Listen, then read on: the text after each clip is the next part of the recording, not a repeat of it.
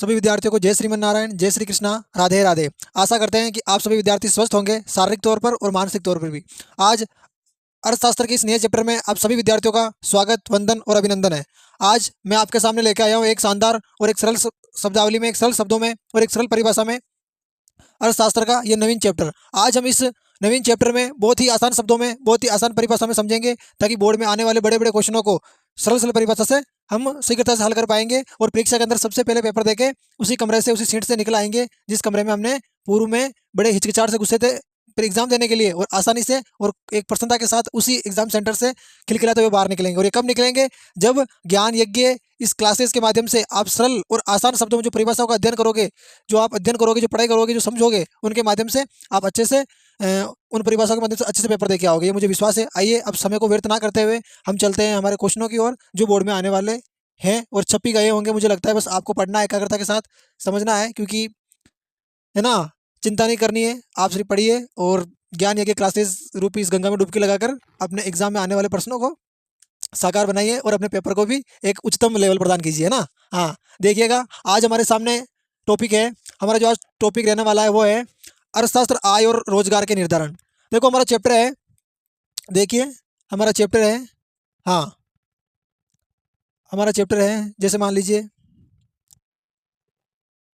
हाँ तो देखिए हमारे सामने टॉपिक है अर्थशास्त्र, आय और रोजगार के निर्धारण। सबसे पहले हम समझते, देखो सबसे पहले हमें ये जानना है कि अर्थशास्त्र, आय और रोजगार के निर्धारण। आपको ध्यान रखना है, ये जो आपका टॉपिक रहने वाला है, ये टॉपिक आपका 8 नंबर का रहेगा। इसमें से 7 पर्सन आएंगे। कितने पर्सन आएंगे? यानी कि 8 नंबर का ये चैप्टर रहने वाला है आपके बोर्ड एग्जाम में। 8 नंबर का रोल रखेगा ये चैप्टर आपके बोर्ड एग्जाम में, जिसमें से 7 क्वेश्चन आएंगे।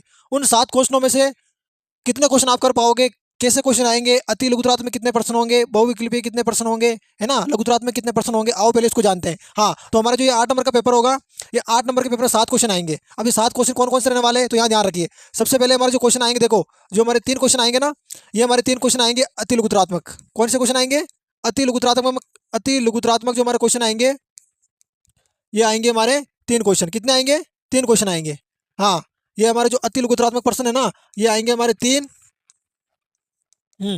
और उसके बाद देखिए 2 क्वेश्चन आएंगे हमारे बहुविकल्पीय, है ना। ये जो ए बे देश है ना, जो ए बे जो विकल्पिक पर्सन होते हैं, वो बहुविकल्पीय कितने आएंगे? बहु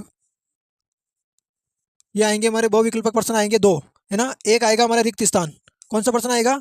जो खाली स्थान दे दिया होगा और आपको उस खाली स्थान के अंदर क्या आएगा, उस वाक्य को, सेंटेंस को पूरा करना होता है। उसमें एक शब्द को रिक्त यानी खाली दिया हुआ होता है ना। तो कितने हो गए? 5 नंबर हो गए। हाँ, फिर हमारे 2 नंबर का आएगा, 2 नंबर का आएगा हमारे लघुत्रात्मक प्रश्न आएगा। 2 नंबर का आएगा हमारे लघुत्रात्मक आएगा। हाँ देखो, हाँ, और एक जो पर्सन आएगा, देखो इसी में ऐड करो आप, मैं इसी में ऐड करूंगा, वो भी रिक्त स्थान आएगा, लेकिन वो ज्ञान बोध आएगा। तो ये हमारे टोटल क्वेश्चन 1 3, ये 2 5 और ये 8 क्वेश्चन, यानी कि ये पर्सन रहने वाले हैं आपके इस समष्टि अर्थशास्त्र के अर्थशास्त्र, आय और रोजगार के निर्धारण में। इस चैप्टर में आपके 8 नंबर का चैप्टर ये रहने वाला है। और परीक्षा के अंदर 8 नंबर काफ़ी होते हैं, क्योंकि 8 नंबर यदि कोई व्यक्ति लाता है किसी एक चैप्टर के माध्यम से भी अच्छे से पढ़ के, तो भी वो एग्जाम में किसी भी तरह से, किसी भी एंगल से पास तो हो ही जाता है। तो आपको ध्यान रखना है, समझदारी से पढ़ना है। हाँ, आ गया सब बच्चों को समझ में, कितने किसमें से कितने कैसे पर्सन आएंगे वो आपको ध्यान रखना। और मैंने देखो इस ये ब्लूप्रिंट है ना, ये ब्लूप्रिंट जो है, मैं इस ब्लूप्रिंट के माध्यम से ही आपको तैयारी करवाऊंगा, क्योंकि सारे क्वेश्चन ऐसे ही बनेंगे। तो ब्लूप्रिंट के अकॉर्डिंग ही हम तैयारी करेंगे और ब्लूप्रिंट जो है उसका अनुकरण करते हुए हम क्वेश्चनों को समझने का प्रयास करेंगे। आगे समझ में? तो आप बने रहिएगा और समझते रहिएगा और अपने प्रश्नों का आनंद लेते रहिएगा, है ना। हाँ देखिए, अब हमारा क्वेश्चन देखिए आप, हम बिना समय व्यर्थ किए हुए हमारे क्वेश्चन को ध्यान में रखेंगे, इनको समझने का प्रयास करेंगे। हाँ देखिए, देखिएगा सब बच्चे, हाँ देखिएगा। सबसे पहले हमारे सामने प्रश्न है, सीमांत उपभोग प्रवृत्ति ज्ञात करने का सही सूत्र है। अब देखो आपके सामने ये विकल्प दे दिए गए होंगे, है ना, आपके सामने विकल्प दे दिए गए होंगे। आपको यदि प्रश्न आ जाए कि सीमांत उपभोग प्रवृत्ति ज्ञात करने का सूत्र क्या है, अब मैंने बताया था सीमांत उपभोग प्रवृत्ति, है ना, यानी कि क्या सीमांत उपभोग प्रवृत्ति किसे कहते हैं, मैंने एक पिछले पार्ट में भी आपको मैंने अध्यापन करवाया था, उसमें भी समझाया था, है ना। उपभोक्ता क्या होती है, प्रवृत्ति क्या होती है, सीमांत क्या होती है, आपको सबको समझ में आ रखा होगा। मैं बार बार उसका जिक्र नहीं करूंगा। आपको यह दिखाना है, आपके सामने 4 विकल्प दे रखे होंगे, आपके सामने 4 विकल्प दे रखे होंगे। आपको सिर्फ ये ध्यान रखना है कि निम्नलिखित में से कौन सा विकल्प है जो हमारा सही उत्तर होगा। तो हाँ, इसमें बताइएगा कौन सा उत्तर सही होगा। तो ध्यान रखना, एमपीसी, एमपीसी का मतलब क्या होता है, मार्जिनल प्रोपर्सिटी और कंज्यूम। आगे समझ में? तो आपको इसमें से कौन सा ऑप्शन होगा हमारा, तो वो हमारा ऑप्शन हो जाएगा मार्जिनल प्रोपर्सिटी कंज्यूम, यानी कि हमारा जो आंसर होगा वो हो जाएगा हमारा आंसर बी, बे हो जाएगा हमारा। कौन सा आंसर हो जाएगा? बे हो जाएगा। सब बच्चे स्क्रीनशॉट लेते रहो और आगे चलते रहो, क्योंकि सारे इंपॉर्टेंट क्वेश्चन है, आपको सिर्फ समझना है ना? सारे इंपॉर्टेंट क्वेश्चन है, तो हमारा आंसर कौन सा हो जाएगा? तो वो हमारा आंसर हो जाएगा बी। कौन सा हो जाएगा? बी हमारा आंसर रहने वाला है। आ गया समझ में? हाँ, सब बच्चे स्क्रीनशॉट लेते चलो, वेरी वेरी इंपॉर्टेंट क्वेश्चन है। अगला क्वेश्चन देखेंगे।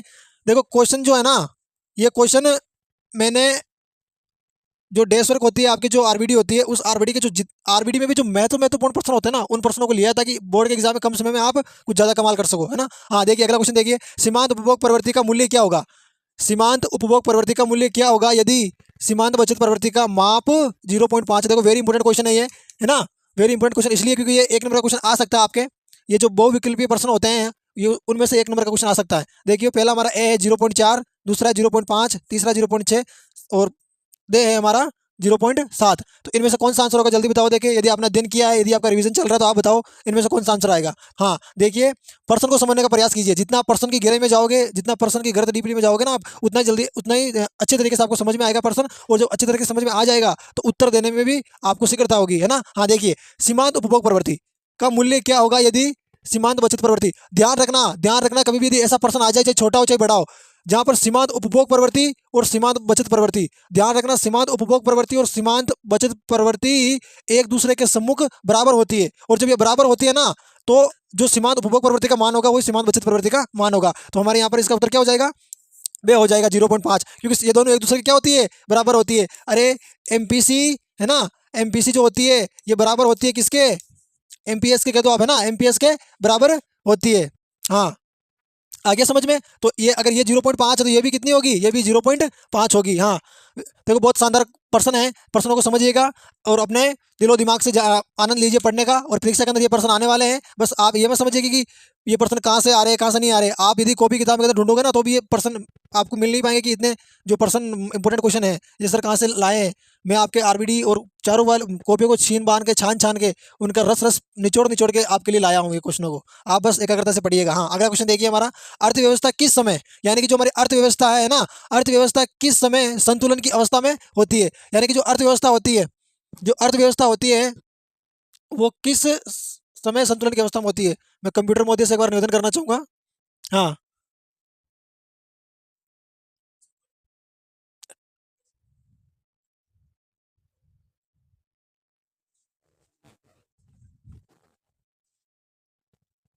हाँ देखिएगा, अर्थव्यवस्था किस समय संतुलन की अवस्था में होती है? यानी जो हमारी अर्थव्यवस्था होती है ना, जो हमारी अर्थव्यवस्था होती है वो किस समय संतुलन की अवस्था में होती है, यानी उसका बैलेंस किस अवस्था में होता है? तो आपको ध्यान रखना है, इसमें ऑप्शन दे रखे होंगे हमारे ए बे से दे, इनमें से हमारी कौन सी जो विकल्प होगा वो हमारे दिए हुए प्रश्न का सही होगा। आपको ये ध्यान रखना है कि कुल मांग कुल पूर्ति के बराबर होने पर, यानी कि जो अर्थव्यवस्था है का संतुलन कब होता है? यानी कुल मांग कुल पूर्ति के बराबर होने पर संतुलन होता है, या फिर कुल मांग कुल पूर्ति के अधिक होने पर, या कुल मांग कुल पूर्ति से कम होने पर, या फिर कुल मांग कुल पूर्ति से शून्य होने पर। यहाँ पर आपका एक है ना कोष्टक दे रखा होगा, उस कोष्टक में आपने दिए हुए विकल्प में से आपको उत्तर चुन के उसमें लिखना होगा, और ये प्रश्न आपका एक नंबर का होगा जो बहुविकल्पीय प्रश्न होगा। हाँ तो इसमें से जो हमारा आंसर हो जाएगा, देखिए सब बच्चे बताइएगा कौन सा आंसर होगा इसमें से। हाँ तो इसमें से जो हमारा आंसर होगा वो हमारा आंसर हो जाएगा, है ना, ए हो जाएगा। अब देखिए अर्थव्यवस्था प्रश्न को पढ़िए आप, जितना जितना अच्छे से आप प्रश्न को पढ़ेगा ना, उतना अच्छा ही आपको ये उत्तर इसका समझ में आएगा। जितना अच्छे से आप प्रश्न के समझने का प्रयास करोगे, उतना ही अच्छे से और शानदार तरीके से और सरल तरीके से आपको उत्तर तक आप पहुंच पाओगे और उत्तर को आप समझ पाओगे। हाँ देखिए, संतुलन की अवस्था में क्या होती है? अब ये प्रश्न क्या कह रहा है? संतुलन, इस शब्द को देखिए आप, इस शब्द को पढ़िए और इस शब्द को समझिए। संतुलन यानी कि अर्थव्यवस्था किस समय संतुलन की अवस्था में होती है? अरे भैया संतुलन का मतलब क्या होता है? संतुलन का मतलब होता है जब दो चीज एक दूसरे के बराबर होगी, जब दो चीज एक दूसरे की माप के बराबर होगी, तो वहां पर संतुलन होगा। जैसे तराजू के अंदर मान लीजिए एक तरफ हमने वीट रखा है, गेहूं रखा है, और एक तरफ हमने किसी प्रकार का कोई पदार्थ रखा है, केजी रखा, कोई बाट बोलते हैं ना, जैसे मान बाट रख दिया, और यदि उसका हमने वेट किया, है ना, एक केंद्र सिरे पर हमने उसका वेट किया, तो यदि दोनों का जो वजन है वो यदि समान है, तो फिर उनका वजन और उनका भार भी एक दूसरे के सम्मुख यानी समान होगा, बराबर होगा। आया समझ में? हाँ तो हमारा इसका आंसर हो जाएगा, देखो कुल मांग कुल पूर्ति के बराबर होने पर, क्या होने पर? कुल मांग कुल पूर्ति के बराबर होने पर। देखो बहुत शानदार प्रश्न है, आगे चलिएगा। हाँ स्क्रीनशॉट लेते रहिएगा और पढ़ने का आनंद लेते रहिएगा। परीक्षा के अंदर आने वाले क्वेश्चनों में बस आप समझिए कि परीक्षा के अंदर ये क्वेश्चन आ गए हैं ना, और यही प्रश्न आप देखे आओगे, बस आप अच्छे से पढ़ो इनको एक बार। हाँ देखो, एक अगला क्वेश्चन देखिए, एक अर्थव्यवस्था में लोग अर्थव्यवस्था का जितना अंश बचाना चाहते हैं उसे क्या कहते हैं? वेरी इंपॉर्टेंट क्वेश्चन है, इंपॉर्टेंट लगा लो इसको। हाँ देखिए, एक अर्थव्यवस्था में लोग अर्थव्यवस्था का जितना अंश बचाना चाहते हैं उसे क्या कहते हैं? यानी कि एक अर्थव्यवस्था है, एक अर्थव्यवस्था है। अब जैसे मान लीजिए आप भारतवर्ष के आप इस आर्यवर्त के नागरिक होने के तहत या फिर नागरिक होने के चलते आपका ये दायित्व बनता है, आपका ये उत्तरदायित्व बनता है कि भारत के अंदर जितनी भी जो परिसंपत्तियां है ना, भारत के अंदर जितने भी जो संसाधन है, भारत की जो भी देश की जो एक संपदा है, उस संपदा को आप कम से कम उसका उपभोग करें और जितना हो सके उस संपदा को आने वाली भावी पीढ़ी के लिए बचा कर रखे, ये आपका दायित्व बनता है। तो ये पर्सन यही कह रहा है कि इसमें जो हमारे संसार के अंदर हमें जो आधुनिकता उपलब्ध है, उस आधुनिकता को हमें कम उपभोग करते हुए उसको बचा कर रखना ही हमारी अर्थव्यवस्था का बचा हुआ अंश है। तो ये पर्सन ये कहना चाह रहा है ना। तो इसका जो हमारा आंसर होगा, तो आप बताइए पर्सन क्या कह रहा है। एक अर्थव्यवस्था में लोग अर्थव्यवस्था का जितना अंश बचाना चाहते हैं उसे क्या कहते हैं। तो अंश कितना बचाना, इस शब्द को पढ़ो आप, बचाना है ना, बचाना शब्द आगे बचाना है। तो ये कहते हैं सीमांत उपभोक्ता प्रवृत्ति या सीमांत बचत प्रवृत्ति या सीमांत उत्पादन प्रवृत्ति या सीमांत निवेश प्रवृत्ति। तो साफ दिख रहा है सीमांत बचत प्रवृत्ति, ये बचाना है ना, तो बचाना का मतलब बचत है, तो सीमांत बचत प्रवृत्ति, यानी इसका जो हमारा आंसर हो जाएगा वो हो जाएगा बे। आगे समझ में। हाँ, स्क्रीनशॉट लेते रहिएगा और चलते रहिएगा। हाँ, अगला क्वेश्चन देखिए, अगला क्वेश्चन देखिए, हमारा वेरी इंपॉर्टेंट क्वेश्चन है ये भी। हाँ देखिए बच्चों, सीमा समीकरण है ना, देखिए। हाँ देखिए, समीकरण सी बराबर सी प्लस सी वाई में क्या दर्शाता है ना, समीकरण सी बराबर सी प्लस सी वाई में क्या दर्शाता है। यदि ये पर्सन आ जाए कंज्यूम है ना, यदि ये पर्सन आ जाए ना कंज्यूम है ना, फिर कंज्यूम, फिर इसको जो हम कह देंगे प्रत्याशित आय, क्या कह देंगे इसको हिंदी में, क्या कहेंगे, प्रत्याशित, प्रत्याशित आप मांग कह सकते हैं, प्रत्याशित मांग। तो ये मतलब ये क्या दर्शाता है, क्या बताता है, तो आपको ध्यान रखना है कि ये क्या बताता है, ये क्या ये निवेश स्तर बताता है, कि उपभोग का जीवन निर्वाह स्तर बताता है, कि बचत का न्यूनतम स्तर बताता है, या फिर उपयुक्त में से कोई नहीं। तो आपको ध्यान रखना है, ये जो है ये समीकरण जो है ये कंज्यूम जो है ये क्या बताता है। अरे मुझे बताओ, सी आ रहा है, सी का मतलब क्या होता है, सी का मतलब होता है कंज्यूम, और कंज्यूम किसको कहते हैं, कंज्यूम का मतलब होता है उपभोग है ना, उपभोग। और उपभोग इसमें कहाँ लिखा हुआ है, ये लिखा हुआ है उपभोग। आगे समझ में, कंज्यूम कंज्यूम उपभोग, तो ये लिखा हुआ उपभोग इस दिए गए विकल्प में से कहाँ लिखा हुआ है, तो दिए गए विकल्प में से उपभोग ये लिखा हुआ है। तो हमें ध्यान रखना है कि ये लिखा हुआ है, तो हमारा इसका आंसर भी ये हो जाएगा। आ गया ना समझ में। देखो थोड़ी बहुत है ना, आप एक भारतीय होने के चलते थोड़े बहुत तो जो अंग्रेज हमारे भारत के अंदर जो सब टूटे फूटे सब छोड़ के गए ना अंग्रेजी के, बस उनका ज़्यादा नहीं, बस थोड़ा ध्यान होना चाहिए, कहीं मिल जाए तो बस उनको उनकी भाषा में जवाब देने के लिए ना, इतना तो आपको अंग्रेजी आनी चाहिए, है ना। हाँ, बहुत शानदार पर्सन है, बस आप समझते रहिएगा और चलते रहिएगा। अगला क्वेश्चन देखिए, सारे क्वेश्चन मैंने इंपॉर्टेंट लिए हैं, परीक्षा में आने वाले पर्सन ऐसे पर्सन जो आने की पूरी पूरी संभावना रखते हैं। हाँ, अगला क्वेश्चन देखिए, जब अर्थव्यवस्था में पूर्ति मांग से, यानी जब देखो इस पर्सन को देखिए, जब अर्थव्यवस्था में पूर्ति मांग से है। हाँ देखो इस पर्सन थोड़ी गलती है, इसको तो टाइप हमारे जो कंप्यूटर महोदय हैं उन्होंने टाइप करने में गलत कर दिया है। देखो जब अर्थव्यवस्था में पूर्ति मांग से, यानी यहाँ पर आ जाएगा पूर्ति मांग, पूर्ति मांग से, पूर्ति मांग की तुलना में ना, यहाँ पर हमारा आ जाएगा इसमें पूर्ति मांग, पूर्ति मांग की तुलना में, पूर्ति मांग की तुलना में, पूर्ति मांग की तुलना से है ना, यहाँ पर से लिख दीजिए, तुलना से अधिक होती है। यानी कि जब अर्थव्यवस्था, इसको जब को हटा दीजिए आप, जब को हटा दीजिए। हाँ, इस जब को हटा दीजिए ना, अर्थव्यवस्था में पूर्ति मांग की तुलना में, और इस से को भी हटा दीजिए, है ना। अर्थव्यवस्था में पूर्ति मांग की तुलना से अधिक होती है, यानी एक अर्थव्यवस्था में जो पूर्ति मांग होती है ना, पूर्ति मांग की तुलना में, पूर्ति मांग की तुलना में ना, पूर्ति मांग की तुलना में अधिक होती है। यानी कि कहने का तात्पर्य, जब अर्थव्यवस्था होती है, जब अर्थव्यवस्था में ये पूर्ति मांग है ना, पूर्ति मांग से क्या अधिक होती है, तो पूर्ति मांग से की तुलना में अधिक होती है खाली स्थान। यानी कि मैंने बताया था ना, रिक्त स्थान होंगे, जो रिक्त स्थान वाले पर्सन होंगे है ना, वो आपके 1 नंबर का पर्सन आएगा। कितने आएगा, 2 पर्सन आएंगे आपके, इसके 2 पर्सन आ जाएंगे ना। हाँ, तो वो जो 2 पर्सन आएंगे उनमें से ऐसे पर्सन आ सकते हैं। तो इसका जो हमारा आंसर होगा क्या होगा बताइएगा, तो इसका जो हमारा आंसर होगा वो हो जाएगा अधिपूर्ति। क्या हो जाएगा, अधिपूर्ति। अब कहोगे कि सर अब ये अधिपूर्ति और एक अधिमांग भी होता है, तो अधिपूर्ति और अधिमांग में हम कैसे डिफरेंस पहचानेंगे। तो आपको ध्यान रखना, जब यहाँ पर अगर पूर्ति शब्द हो ना, तो आपको अधिपूर्ति लिखना है, और यहाँ पर यदि जैसे मान लीजिए, हाँ हाँ बच्चों, हाँ सही है। देखो अधिपूर्ति आपको ध्यान रखना है, पूर्ति मांग दे रखा है तो आपको अधिपूर्ति लिखना है, और है ना, और यदि मांग पूर्ति लिखा है तो आपको अधिमांग लिखना है। आगे समझ में, यह ध्यान रखना है, वेरी इंपॉर्टेंट क्वेश्चन है, आप स्क्रीनशॉट लेते रहिएगा और आगे चलते रहिएगा। हाँ, नेक्स्ट क्वेश्चन है हमारा, देखिए वेरी वेरी इंपॉर्टेंट क्वेश्चन है। देखो ये उसी का अपोजिट क्वेश्चन है ना, इसमें भी आप इसको हटा दीजिए, इसको हटा दीजिए, है ना। अर्थव्यवस्था में मांग पूर्ति, अर्थव्यवस्था में मांग पूर्ति की तुलना में ना, अर्थव्यवस्था में मांग पूर्ति की तुलना में अधिक क्या होती है, अधिमांग होती है। वहाँ पर अधिपूर्ति और यहाँ पर अधिमांग होती है। क्या होती है, यहाँ पर अधिमांग होती है ना, यहाँ पर क्या होती है, यहाँ पर अधिमांग होती है। क्या होती है बच्चों, अधिमांग।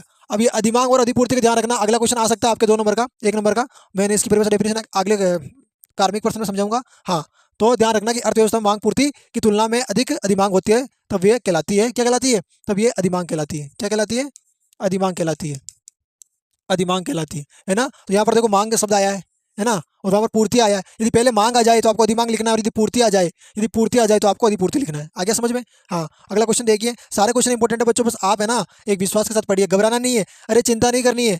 कई बच्चे तो क्या करते हैं, परीक्षा में इतने सारे प्रश्नों को देखकर हमने पूरी साल भर पढ़ाई नहीं की, समझ में आया नहीं। अर्थशास्त्र की परिभाषा बहुत डिफिकल्ट होती है, मैं जानता हूँ, परंतु आपको घबराने की चिंता नहीं है, क्योंकि ज्ञान यज्ञ क्लासेज आपके लिए और आपकी भावनाओं को और आपके सपनों को और आपकी उन समस्याओं को देखते हुए ये ज्ञान यज्ञ क्लासेज आपके लिए बहुत ही शानदार और बहुत ही सरल परिभाषा में अर्थशास्त्र की क्लासेज लेके आया है।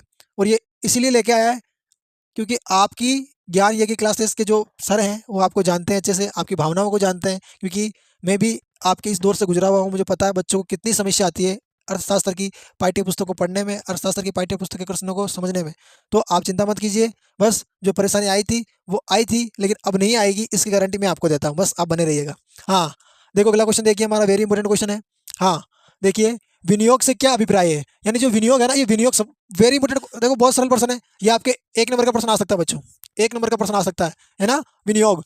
हाँ, अब इसकी डेफिनेशन को समझिए, डेफिनेशन क्या है इसकी, एक वर्ष में, आराम से समझिए शांति से बैठ के, एक वर्ष में, एक वर्ष की अवधि में, एक वर्ष की अवधि में उत्पादन के लिए, उत्पादन के लिए किए जाने वाले व्यय को, किए जाने वाले खर्च को, किसको, खर्च को, एक वर्ष की अवधि में, यानी एक वर्ष की, यानी एक साल में, एक साल में उत्पादन के लिए, यानी जो पैदावार हो रही है उस पैदावार के लिए किए जाने वाले व्यय को विनियोग कहते हैं। यानी कि प्रश्न को आप अच्छे से समझ गए होंगे। एक साल के अंदर हमने गेहूं की फसल बोई, गेहूं की फसल में कितना अनाज हुआ, गेहूं की फसल में अनाज हुआ 50 क्विंटल अनाज हुआ, 50 क्विंटल जो अनाज हुआ, तो फिर उस अनाज के अंदर हमें ये अनुमान लगाते हैं कि इस 50 क्विंटल अनाज के हमें कितने मूल्य मिलेगा, हमें हमारी इस 50 क्विंटल अनाज की पैदावार से, इस उपज से हमें कितनी आय मिलेगी, जो फिर और कितनी आय मिलेगी, और हमने कितनी आय को खपत कर दिया है, हमारी लागत क्या है और आने वाली आय क्या है ना। तो जब आगम और लागत, जब दोनों का हम तुलनात्मक जब विश्लेषण करते हैं तो हम इस नतीजे पर पहुंचते हैं कि हमारी जो आय और हमारी आगत में कितना कितना अंतर है। तो कहने का तात्पर्य ये है, और वही विनियोग है बच्चों, है ना, वही विनियोग है। तो एक वर्ष की अवधि में उत्पादन के लिए किए जाने वाले व्यय को ही विनियोग कहते हैं। आगे समझ में, स्क्रीनशॉट लेते रहो और आगे चलते रहो। वेरी इंपॉर्टेंट क्वेश्चन है, बस समझने की आप में ललक होनी चाहिए, समझने में है ना, समझने के है ना, आप में वो इच्छा शक्ति होनी चाहिए, वो कुंठा होनी चाहिए, है ना, वो जागृति होनी चाहिए। और जागृति कैसी, जागृति जैसे मान लीजिए आप, जागृति कैसी होती है, जागृति जब आपने कौवा देखा होगा, डाल डाल के ऊपर बैठा रहता है, और जब भी किसी को अपनी जहाँ, यदि मान लो उसको खाने के लिए या कहीं भी कोई पदार्थ दिखा, तो उसके ऊपर ऐसे टूट पड़ता है जैसे मानो कि बस नज़र हटी और दुर्घटना घटी, ऐसी वो मतलब उसकी वो सतर्कता रहती है। जैसे बिल्ली की चूहे के ऊपर सतर्कता रहती है ना, शेर की अपने शिकार के ऊपर सतर्कता रहती है ना, तो उसी प्रकार आपकी भी एक हंस की तरह सतर्कता रहनी चाहिए, क्योंकि मानव जन्म एक हंस के समान है। और आप सभी जो विद्यार्थी है, सारे प्रियजन हैं, आप बस अध्ययन कीजिए। हाँ देखिए अगला क्वेश्चन देखिए, अगला क्वेश्चन है हमारा, प्रत्याशित आय से आपका क्या अभिप्राय है। देखो बच्चों, ये प्रश्न जो है ना आपके, ये प्रश्न भी आपके 1 नंबर का आ सकता है, क्योंकि एक एक नंबर के 3 प्रश्न आ सकते हैं। अब 3 मैंने 10 प्रश्न लिए हैं, 10 प्रश्न में से आपके इनमें से कोई जब इन्हीं में से आएगा, ये आप देख लीजिए, समझ लीजिए, और ये आप एक बार अपने दिमाग में बिठा लीजिए कि सर इन्हीं में से आएंगे ना, हाँ हाँ इन्हीं में से आएंगे, आप निश्चिंत रहिए। हाँ, प्रत्याशित आय से आपका क्या अभिप्राय है। देखो प्रत्याशित आय, ये प्रत्याशित का तात्पर्य क्या होता है बच्चों, प्रत्याशित का मतलब क्या होता है, प्रति इकाई में से, है ना, प्रति इकाई में से इकाई का अधिकांश भाग या आधा भाग प्रत्याशित, है ना। हाँ, तो देखिए, उपभोग, निवेश, निर्गत आदि के नियोजित मूल्य, मूल्य को प्रत्याशित आय कहते हैं। देखो बच्चों, आप इस प्रश्न को इसको ऐसे भी समझ सकते हो, अब आप इसको समझ नहीं पाओगे। उपभोग, निवेश, निर्गत आदि के नियोजित मूल्य, है ना, निवेश निर्गत आदि के नियोजित मूल्य को प्रत्याशित आय कहते हैं। आप इसको ऐसे कह दीजिए, आप इसको ऐसे कीजिए कि, हाँ इसको आप सरल भाषा में लिख लेते हैं। मैं एक बार, मैंने ये अर्थशास्त्र के अकॉर्डिंग ये परिभाषा ली है, पर आपके लिए एक परिभाषा और बना देता हूँ मैं, आप निश्चिंत रहिए कि उपयोग, उपयोग की, है ना, उपयोग की, उपयोग की, उपयोग की वस्तुओं और, उपयोग की वस्तुओं और सेवाओं, सेवाओं, सेवाओं के, सेवाओं के व्यवस्थित, है ना, सेवाओं के व्यवस्थित, व्यवस्थित मूल्य को, है ना, व्यवस्थित मूल्य को, व्यवस्थित मूल्य को प्रत्याशित, प्रत्याशित क्या कहते हैं, प्रत्याशित आय कहते हैं। आगे समझ में। हाँ, तो ये आपकी सरल परिभाषा है, आप इसके माध्यम से भी अच्छे से याद कर सकते हैं, है ना। देखो बच्चों, सारे क्वेश्चन आपकी जितनी भी समस्या हो बताइए कि सर हमें ये परिभाषा समझ में नहीं आ रही है, हमें समझाते रहो और इसको अच्छे से समझाओ, तो हम आपको समझाएंगे, लेकिन आपको समझना अच्छे से। हाँ, अगला क्वेश्चन देखिए हमारा। अगला क्वेश्चन है हमारा, एक खुली अर्थव्यवस्था में समग्र मांग के घटक कौन कौन से हैं। यानी एक खुली अर्थव्यवस्था, ऐसी अर्थव्यवस्था जिस अर्थव्यवस्था में किसी एक सरकार का उत्तरदायित्व नहीं होकर संपूर्ण समाज के प्रति मतलब आप राज्य मान लीजिए, है ना, प्रति राज्य का इन्वॉल्व होता है, वो हमारी खुली अर्थव्यवस्था होती है, जिनमें प्रत्येक नागरिक का नहीं, प्रत्येक आप स्टेट का मान लीजिए। हाँ, एक खुली अर्थव्यवस्था में समग्र मांग के घटक, यानी उसके भाग कौन कौन से, घटक मतलब भाग कौन कौन से होता है, समग्र मतलब होता है निरंतर, मांग उस घटक में कौन कौन से होते हैं। हाँ, तो देखो आप प्रश्न उत्तर देखिए, एक खुली अर्थव्यवस्था में समग्र मांग देखो बराबर कुल उपभोग प्लस कुल निवेश प्लस निर्यात और आयात। अब आप समझ लीजिए अर्थव्यवस्था है, अब ये खुली अर्थव्यवस्था है, खुली अर्थव्यवस्था के अंदर क्या होगा, खुली अर्थव्यवस्था के अंदर जो अर्थव्यवस्था के जो दिए गए ये जो संसाधन है उसका उपभोग होगा, फिर है ना, जो उपभोग होगा, और उपभोग कब होगा, जब निवेश होगा, और निवेश फिर निवेश जब हो जाएगा तो जब उसकी मात्रा अधिक हो जाएगी तो फिर क्या होगा, निर्यात होगा, है ना, और निर्यात से मूलभूत आवश्यकताओं का आयात होगा, है ना।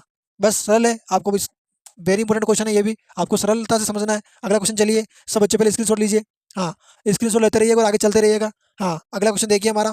अगला हर एक क्वेश्चन एक से बढ़कर एक है, बस आप समझने का प्रयास कीजिए। हाँ, अगला क्वेश्चन हमारा देखिए, जब सीमांत बचत सीमांत प्रवृत्ति शून्य हो तो सीमांत उपभोग प्रवृत्ति का मूल्य क्या होगा। मैंने आपको यही कहा था कि देखो सीमांत बचत प्रवृत्ति और सीमांत उपभोग प्रवृत्ति, अरे मैंने अभी बताया था आपको, एमपीसी बराबर क्या होती है, एमपीएस, ये दोनों क्या होती है, आपस में बराबर होती है, और जब ये बराबर होती है इनका मान कितना हो जाता है, तो इनका मान हो जाता है एक। कितना हो जाता है, एक। आया समझ में। तो ये देखिए एमपीएस बराबर एक माइनस एमपीएस, तो है ना, तो अब देखो ये माइनस है ना बच्चों, ये माइनस दे रखा है, तो जब ये माइनस दे रखा है ना, अच्छा ये देखो ये गलत दे रखा है हमारा, ये हमारे कंप्यूटर में गलत टाइप किया है, यहाँ पर ये पूछ कह रहा है उपभोग प्रवृत्ति का मूल्य, तो उपभोग प्रवृत्ति को क्या कहते हैं, एमपीएस थोड़ी कहते हैं, उपभोग प्रवृत्ति को कहते हैं हमारी एमपीसी। तो एमपीसी बराबर कितना हो जाएगा, एक, और ये हमारा इसका आंसर होगा। क्या होगा, आंसर होगा। वेरी इंपॉर्टेंट क्वेश्चन है, आगे चलिएगा, आप स्क्रीनशॉट लेते रहिएगा और आगे बढ़ते रहिएगा। हाँ, अगला क्वेश्चन देखिए हमारा, वेरी वेरी इंपॉर्टेंट क्वेश्चन है, एक नंबर का क्वेश्चन आएगा, समझ लो, आ गया है ना, एक नंबर का क्वेश्चन आ गया आपके, समझ लीजिए, वेरी इंपॉर्टेंट क्वेश्चन है। देखो यदि, देखिए बच्चों, यदि उपभोग प्रवृत्ति का मूल्य 0.8 है, यदि उपभोग प्रवृत्ति का मूल्य 0.8 है तो गुणक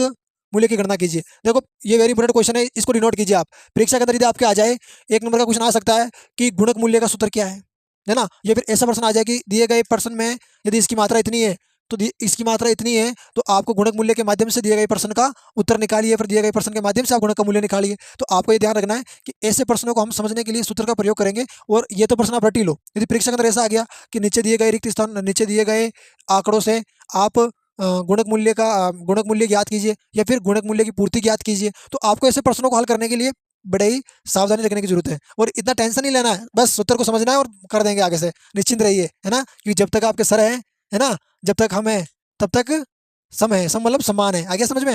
हाँ, देखिए, यदि उपभोग प्रवृत्ति का मूल्य 0.8 है तो गुणक मूल्य की गणना कीजिए। सबसे पहले इस गुणक का सूत्र क्या है, सूत्र देखो आप सब बच्चे याद कर लेना, ये गुणक का सूत्र इंपॉर्टेंट है, परीक्षा के अंदर आ सकता है कि गुणक का सूत्र लिखिए। हाँ, गुणक का सूत्र हो जाएगा हमारा 1/1 माइनस एमपीसी, ये सूत्र हो जाएगा, है ना, ये हमारा क्या हो जाएगा, सूत्र हो जाएगा 1/1 माइनस एमपीसी। तो हम देखो ये हमारा उपभोग प्रवृत्ति का मूल्य कितना है, अब ये हमारी एमपीसी कितनी है, 0.8 है, चलो सूत्र के अनुसार रखते हैं हम, है ना, अकॉर्डिंग इसके रखते हैं। हाँ, 1 माइनस 0.8 बराबर, हाँ इसको घटा देंगे, कितना आ जाएंगे, ये आ जाएंगे हमारे 0.2, घटा लो, देखिए आप।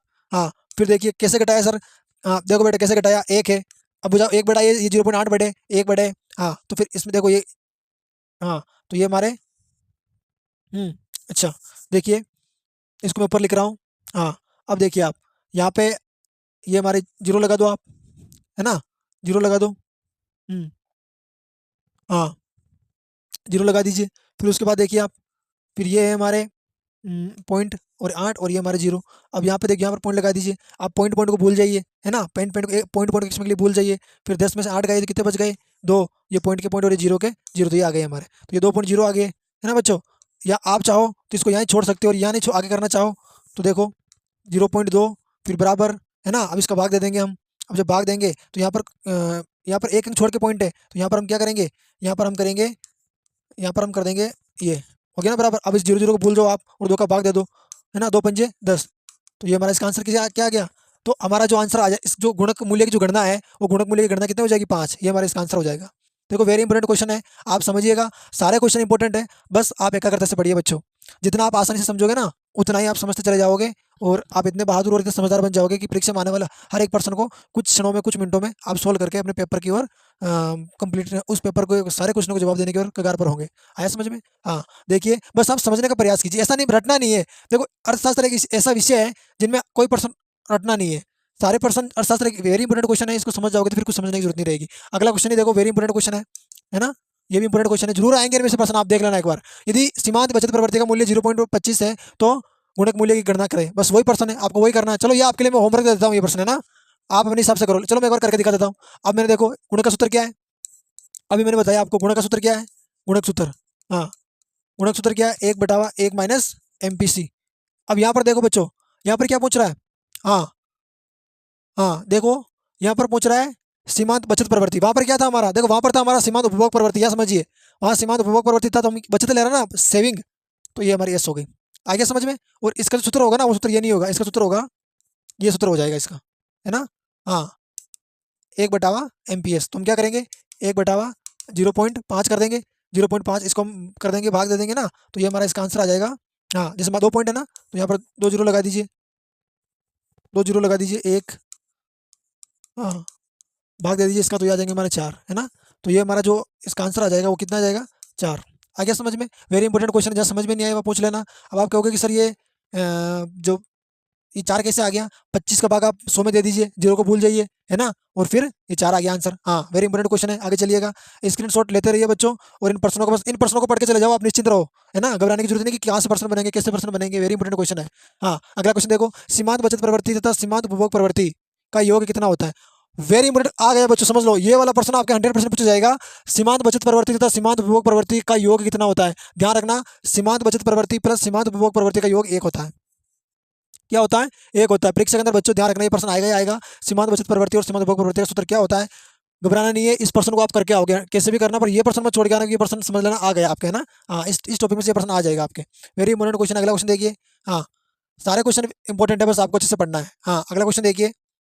अगला क्वेश्चन है हमारे सामने कि समीकरण y बराबर a प्लस सी वाई में a द्वारा दर्शाया जाता है। यानी कि इस समीकरण में क्या दर्शाया जाता है? तो इस समीकरण में कुल स्वायत्त व्यय दर्शाया जाता है। और ये कुल स्वायत्त ये जो कुल स्वायत्त है ना, ये कुल स्वायत्त जो व्यय है, आप इसको आप ऐसे भी लिख सकते हो बच्चों, कई बच्चे समझ नहीं पाते हैं।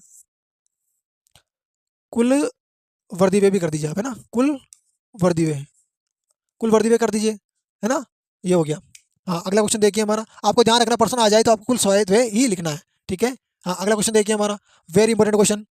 ये क्वेश्चन आपके बच्चों 2 नंबर का आ सकता है। मैंने इसकी परिभाषा छोटी लिखी है, आपको और शब्दों में बनाकर लिखना है, परंतु मैंने देखो ये प्रश्न आ सकता है, 100% आ सकता है। देखो, राजकोषीय नीति किसे कहते हैं? विभिन्न उद्देश्यों की पूर्ति के लिए, यानी विभिन्न उद्देश्यों की पूर्ति के लिए सरकार द्वारा अपनाई गई नीति को राजकोषीय नीति कहते हैं। अगर यदि परीक्षा में कुछ समझ में नहीं आ रहा ना, आप इसको ऐसे भी लिख सकते हो कि सरकार द्वारा अपनाई गई नीति को राजकोषीय नीति कहते हैं। जिस राजकोषीय नीति के माध्यम से अर्थव्यवस्था के उस कोष को, है ना, उस कोष को संतुलित करने तथा देश की आर्थिक जो क्रिया है, आर्थिक व्यवस्था है, उसको सरकार द्वारा बनाए रखने में जो भूमिका निभाती है, वो राजकोषीय नीति निभाती है। और उसी राजकोषीय नीति के माध्यम से देश का जो लोकतंत्र है, देश का जो प्रजातंत्र है, इसी के माध्यम से उनकी आवश्यकताओं और उनकी मूलभूत आवश्यकताओं की पूर्ति की जाती है। आया समझ में? तो हाँ, ये आपको ध्यान रखना है कि विभिन्न उद्देश्यों की पूर्ति के लिए सरकार द्वारा अपनाई गई नीति को राजकोषीय नीति कहते हैं। आपको ये ध्यान रखना, ठीक है? हाँ, अगला क्वेश्चन देखिए। सारे इंपॉर्टेंट क्वेश्चन है, आपको बस समझना है और समझते हुए आगे की ओर चलना है। देखो, ये वेरी इंपॉर्टेंट क्वेश्चन है। हाँ, ये भी आपके 2 नंबर का आ सकता है बच्चों, है ना? हाँ, देखो, अधिपूर्ति और अधिमांग किसे कहते हैं? अभी मैंने पहले प्रश्न में जिक्र किया था इसका। देखो, अधिपूर्ति, हाँ, जब पूर्ति की मात्रा, है ना, जब पूर्ति की मात्रा मांग की मात्रा से अधिक होती है तो ऐसी स्थिति को अधिपूर्ति कहते हैं, है ना? आया समझ में? यानी कि जब पूर्ति की मात्रा मांग की मात्रा से अधिक होती है, यानी जिस देखो बच्चों, इस प्रश्न को समझिए। पूर्ति पूर्ति यानी जब पूर्ति मांग की मात्रा से अधिक हो, जब पूर्ति यानी जब सप्लाई डिमांड से अधिक हो, डिमांड कम है, सप्लाई ज़्यादा है ना, तो वो क्या होगी? मीन्स अधिक पूर्ति, है ना? आया समझ में? हाँ, और ये देखो अधिमांग, अधिमांग क्या होता है? अब जैसे मांग, है ना, जब मांग की मात्रा, देखो, जब मांग की मात्रा पूर्ति की मात्रा से अधिक होती है तो ऐसी स्थिति को अधिमांग कहते हैं। देखो, ये जो दोनों परिभाषा ना बच्चों, ये दोनों परिभाषा एक दूसरे की पूरक है, एक दूसरे की अपोजिट परिभाषा है, और एक दूसरे के स्थानापन्न के तौर पर आती है। आया समझ में? ये स्थानापन्न के तौर पर आती है और अपोजिट के तौर पर आती है। हाँ, देखिए, यानी कि जब मांग की जो मात्रा होती है, जब मांग की मात्रा पूर्ति की मात्रा से अधिक होती है तो वो क्या होती है, अधिमांग होती है। आया समझ में? देखो दोनों प्रश्न इंपॉर्टेंट है, 2 नंबर क्वेश्चन आ सकता है, स्क्रीनशॉट लेते रहो, आगे चलते रहो और प्रश्नों की इस बहती हुई गंगा की इस धार में, है ना, जहाँ एक तरफ दिव्य भव्य कुंभ का, है ना, जोरोदार से और बड़ी धूमधाम से कुंभ हमारा जो एक चरम सीमा पे चल रहा है, उसी दौर के और उसी पल में हम हमारे इस विद्या रूपी कुंभ में चल रहे हैं। तो आप बस इस कुंभ में डुबकी लगाइए, उस कुंभ में जरूर जाइए और उस कुंभ में जाकर ही आप एग्जाम देने जाइए, ऐसी हमारी कल्पना है। हाँ, अगला क्वेश्चन देखिए। देखो ये प्रश्न आपको 2 नंबर का आ सकता है। मंदी की अवस्था से आप क्या समझते हैं? नहीं, ये 1 नंबर का क्वेश्चन आ सकता है बच्चों, 1 नंबर का प्रश्न आ सकता है। मंदी की अवस्था से आप क्या समझते हैं? मंदी वह अवस्था जिसमें कीमतें, उत्पादन, रोजगार में गिरावट आती है, उसे मंदी कहते हैं। यानी कि कीमतें, उत्पादन तथा रोजगार में गिरावट आती है, उससे मंदी कहते हैं। जिसमें कीमतें, उत्पादन तथा रोजगार में गिरावट आती है, उसे मंदी कहते हैं। हाँ, मंदी की अवस्था, ए अवस्था, है ना? यानी कि कहने का तात्पर्य बच्चों ये है कि जब मंदी का मतलब महंगाई होता है, क्या होता है? महंगाई होता है, महंगाई होता है। ये जो मंदी होती है ना, आप इसमें बढ़ोतरी होती है, क्या कर दो? बढ़ोतरी होती है ना, बढ़ोतरी होती है। जब कीमतें उत्पादन, है ना, जब कीमतें उत्पादन तथा रोजगार में गिरावट यानी बढ़ोतरी आती है या गिरावट आती है, सही लिखा है, गिरावट आती है। क्योंकि जब कीमतें, उत्पादन और रोजगार में जब गिरावट आएगी ना, तो फिर मंदी यानी महंगाई हो जाएगी ना। अरे जब देश के अंदर रोजगार नहीं मिलेगा, है ना, जब देश के अंदर अनाज नहीं मिलेगा और वही अनाज 50 रुपये की जगह 100 रुपये केजी मिलेगा, तो क्या हो गई? महंगाई हो गई, तो मंदी हो गई, है ना। हाँ, अगला क्वेश्चन देखिए। सारे क्वेश्चन इंपॉर्टेंट है बच्चों, सरल परिभाषा में, इतना सरल परिभाषा में कोई नहीं समझा सकता। देखो अगला क्वेश्चन हमारा वेरी इंपॉर्टेंट क्वेश्चन है और ये 2 नंबर का क्वेश्चन आएगा ही आएगा, बस आप रट लो, समझ लो, है ना। देखो अब इसमें क्या दे रखा है, नीचे दी गई तालिका के आंकड़ों के आधार पर उपभोग की गणना कीजिए। हाँ, सबसे पहले देखो उपभोग याद करना है ना, ये सारा हमें उपभोग याद करना है। हाँ देखिए, तो हम उपभोग कैसे याद करेंगे? ध्यान रखिए, जब ऐसा प्रश्न आ जाए ना कि उपभोग याद करने के लिए आए, तो बचत को आय में से लेस कर दीजिए। आय में से बचत को घटाने पर उपभोग प्राप्त होता है। और यदि मान लो बचत नहीं दे रखी हो तो क्या करना है? तो बचत नहीं दे रखी है तो हमारी राष्ट्रीय आय दे रखी होगी, तो राष्ट्रीय आय में से राष्ट्रीय आय में से आय को घटाने पर हमें उपभोग बचत की प्राप्ति होती है ना। हाँ, तो अब हमारा क्वेश्चन देखिए बच्चों कि आय और बचत, तो इनमें से जो बचत है उपभोग कैसे ज्ञात करेंगे? जो हमारे बीच के अंदर जो मध्य अवस्था में मध्यस्थ जो कॉलम दे रखा है उपभोग का, उस उपभोग के कॉलम को हम कैसे पूरा करेंगे, कैसे पूर्ण करेंगे, इसको हम समझाएंगे। ऐसा परीक्षा के अंदर यदि प्रश्न आ जाता है तो आपको किस तरीके से और किस विधि और किस प्रणाली के माध्यम से इस प्रश्न को करना है, ये समझिए। हाँ, तो आय, उपभोग और बचत। देखिए बच्चों हमारे सामने आय में से बचत को घटा देना है, यानी -10 है और ये 0 है, तो ये क्या हो जाएगा? 10।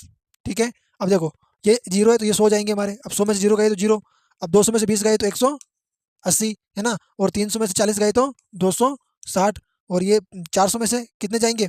400 में से जाएंगे तो ये हो जाएंगे अब 360, है ना, और ये 500 में से 80 जाएंगे तो कितने हो जाएंगे? ये हो जाएंगे आपके 420। तो ये हमारा उपभोग आ जाएगा। आया समझ में? तो इसी तरह से आपको प्रश्नों को करना है और इसी तरह के आपको प्रश्नों को, अच्छा यहाँ पर ये गलत किया ना मैंने, 40 आएगा यहाँ पे। कितना आएगा? 40। हाँ, तो आपको ये समझना है, इसी तरह कैसे आपको प्रश्नों को करना है। और देखो बच्चों ये प्रश्न जो है ना आपके, ये प्रश्न बच्चों आपके 2 नंबर का आ सकता है आपको। और इससे संबंधित यदि प्रश्न आ जाए, मान लो अगर बचत पूछ ले, तो आपको ध्यान रखना है राष्ट्रीय आय में से आय हमेशा इसमें से घटाते हैं। किसमें से घटाते हैं? इसमें से घटाते हैं, इसमें से घटाते हैं और इनको भी घटाते हैं, है ना। और जब ये दे नहीं रखा होता तो इसको इसमें से घटा देंगे। आया समझ में? इस तरह से हम प्रश्नों को समझेंगे, याद करेंगे और इस तरीके से प्रश्नों को हम हल करेंगे ताकि हमारा पूरा जो प्रश्न का उत्तर है वो अच्छे से, और जो उत्तर है प्रश्न का वही उत्तर हम निकाल पाए और उस उत्तर तक हम पहुंच पाए। तो आपको इस माध्यम से करना है, ठीक है। हाँ, अब देखिए बच्चों, हाँ देखो आज के लिए बच्चों सब आज के लिए इस क्लास में आपके लिए इतना ही बच्चों।